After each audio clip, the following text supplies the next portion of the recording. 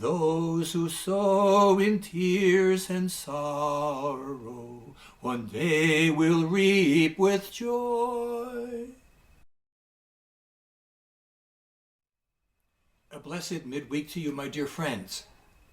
Blessed time as we stop in the middle of this day, middle of the week, to allow ourselves to sink into another psalm.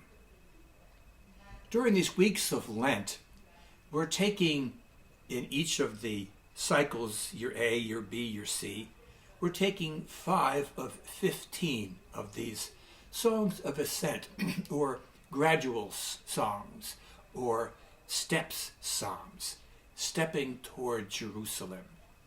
This is one of my favorites. It's Psalm 126. So I welcome you once again as we drop down, clear a space so that this psalm of maybe 2,500 years, countless numbers of people have prayed it in so many religious traditions, Islamic, Christian, Jewish. It all comes together as we clear a space in our heart so that the resonant sounds of this psalm can well up within us. Let's begin, as we'll usually do, by taking some time of quiet, just to listen to the silence and enjoy what it's like to become still, to become centered, to become open to the Spirit. I'll stop talking now for about 30 seconds so that the silence will do the speaking.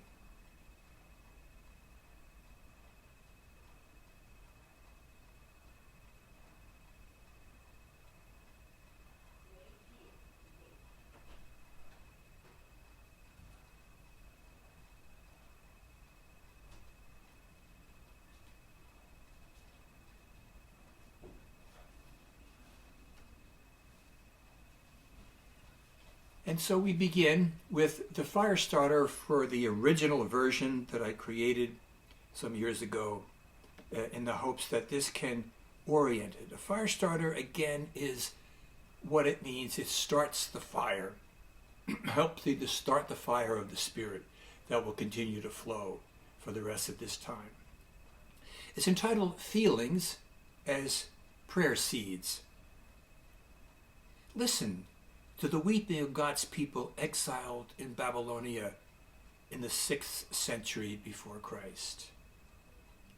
Tears of anguish, torment, and grief fall into the foreign Kebar River. Now walk with them as tears become shouts of joy, as these freed pilgrims make their way once again to the holy city. As a burst dam, joy explodes. Exile. Is there a sense in which you have been deported to some foreign land and yearn to return to the joy of being free and of being who you are in God's sight? Lent is the season to learn the disciplines that will bring you freedom. For example, learn how to deal with your anger when you allow yourself to be manipulated by those whose will you do instead of God's will. Let your true feelings fall into the ground as prayer seeds. The harvest of God's comforting presence will flower.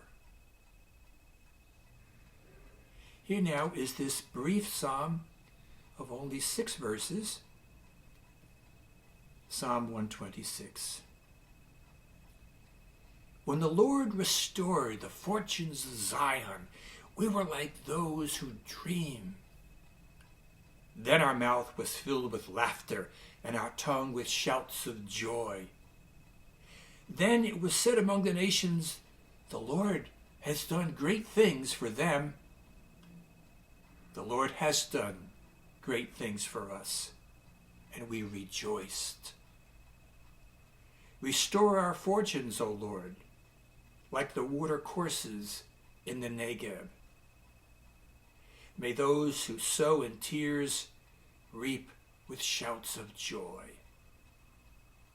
Those who go out weeping, bearing the seed for sowing, shall come home with shouts of joy, carrying their sheaves. What a liberating and beautiful psalm. There's one point there, restore our fortunes, O Lord. So it's like they're out of exile, but the full fortunes and blessings have not been completely restored. So there's a tension, once again, as frequently happens, of the already and the not yet. Isn't that something of the tension that we experience in Lent? We're not going to pretend in Lent that we are chronologically reviewing the suffering of Jesus' death, and then comes resurrection. Everything is seen in the light of the resurrection. And as we'll see, as we're reading these Sundays in the Gospel of John, we'll be seeing that the whole picture of suffering is also wrapped up in the experience of the resurrection simultaneously. It's to suggest that in our suffering is the resurrection. In our suffering is God's grace present, which alters completely the meaning of suffering. The meaning of suffering changes when we allow ourselves to experience by faith God's presence in it, giving meaning to it. I've often used an example in my sermons, and I'll repeat it here, of a man whose wife suffered in the Holocaust and died. She died, and the grief that her husband was experiencing was far greater than anything that he could deal with. For 2 years, it was just uncontrollable grief. Not sure whether the incident was actually in the Holocaust itself or later in life he experienced the death of his wife and he was lost in grief. So Viktor Frankl, who has a book called Man's Search for Meaning, asked this man the question, which would you have preferred, that you or your wife were experiencing this grief? And he said, oh, I would never want her to experience this. And Viktor Frankl said, you saved her from it. And almost immediately, there was a sense of joy and relief. His grief turned the corner to peace because he realized that by offering that her passing first, it saved her from experiencing similar grief, which would have happened to her. Meaning, the suffering turned into love.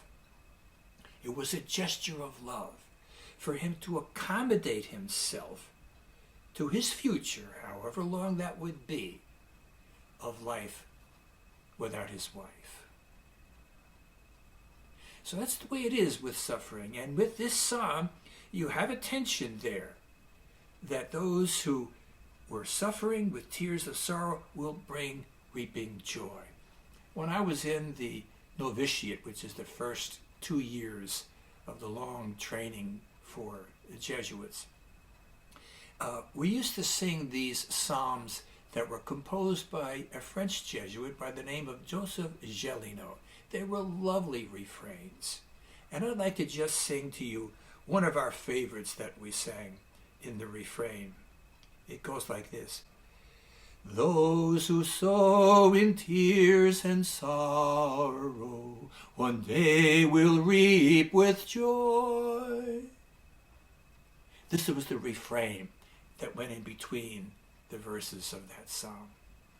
Brings back memory, brings back continuity. As I recall singing that along with my brothers, this refrain, I go back there and yet I'm transported to the present and to the future. What are the sheaves of joy that are yet going to be coming our way? The sheaves of joy when we return to in-person worship, hopefully on Easter Sunday. That what we've been reaping with some sorrow, we're gathering in sorrow. We're gathering together all of these months. It's been almost a year now since we've been away from the church, though we had a brief period of going back. We're still basically not the whole congregation in that church. And they're suffering with that. We've been deprived of our faces at each other and our hugs. But we're going to be going back. Maybe not in full expression, but we're going to be going back, carrying the sheaves of what God has been teaching to us during this time. Scholars have developed a connection between the prophet Joel that we read on the first Sunday in Lent and, pardon me, the prophet Joel. And also, when we come to Pentecost, the latter part of the second chapter of Joel will be read in Peter's sermon, which goes like this in two verses, 28 to 29 in Joel chapter 2. Then afterward I will pour out my spirit on all flesh. Your sons and your daughters shall prophesy. Your old men shall dream dreams, and your young men shall see visions. Even on the male and female slaves, in those days I will pour out my spirit. These days, the Holy Spirit has been poured out. And how can we be sure that we are allowing the outpoured Spirit to become expressive in the way in which we live, in the way in which we pray, in the way in which we accommodate ourselves to all the different news items that are going on? We accommodate ourselves because we are trusting that the outpoured Spirit has come into our hearts. It's like the Beatitude, blessed are those that mourn, for they shall be comforted. It's in the mourning is the comforting. When you mourn with somebody for their loss, you bring comfort and peace to yourself as well as to that person. And vice versa, when you're mourning about something and people in love express their mourning with you, they and you get comforted. I'd like to share with you a few lines from a man, a contemporary of the 20th century, Inayat Khan, who was part of a mystical tradition from Islam called Sufism. He's a Sufi. Maybe you've heard that term. And it's part of a spiritual tradition that embraces the Psalms, embraces the Old Testament, recognizes Jesus as a prophet. So without taking that faith as something that's different from ours, we embrace it and we incorporate it. So Inayat has a powerful and beautiful image that he has. He says, the heart sleeps until it is awakened to life by a blow. It is as a rock, and the hidden fire flashes out when struck by another rock. You get that? The spark jumps. It becomes a fire starter. It becomes that which can leap and ignite the spirit. The pain, the abrasion of one thing against the other. Folks that are arthritic, where one bone rubs against another and sparks of pain come, is offered to them still the power of what it can be more deeply awakened to life. As people that are experiencing, a knee transplant or a hip transplant, where all that pain prior and now is being worked out thanks to modern technology in such a way that even though there's pain, it's toward healing, it's toward completion, and it's a pain that we can offer for those that may not know how to suffer. I remember in my ministry in Keensburg, there was a man who had a prolonged illness with cancer. And he frequently needed transfusions. And on one occurrence, the insurance company decided they were not going to pay for this next transfusion that was coming on. So in the midst of the suffering, the anguish, and the fear of cancer, now he had some financial difficulties thrown in, and anger at the system of insurance that in his mind was not responding mercifully to him. And I came up with this image. I said to him, Jack, which was his name, Jack, I think what you suffer in faith puts your suffering in a bank that others who don't have faith can draw out from it. So your suffering in faith provides a resource, a bank-like resource for those people that are suffering so that they can find some comfort. They don't know maybe even who you are, but everything we do with faith, with hope, and love is in a bank, and people can draw from that resource. Everything that we do, the quietest kind of good deed, is something that is a resource for others. All of these kinds of reflections free us from ever being victims. You want to be careful of any way in which you interpret what's going on with you in a way that has you feel as a victim. Nobody's a victim, even Jesus, who indeed was victimized physically in the suffering, his death and crucifixion.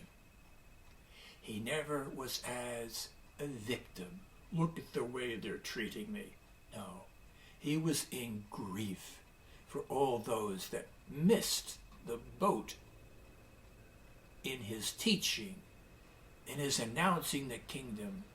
They missed it because they were so connected to their system and to their religion in the way in which they felt, the competition, the pride, all of those kinds of things that were going on with them.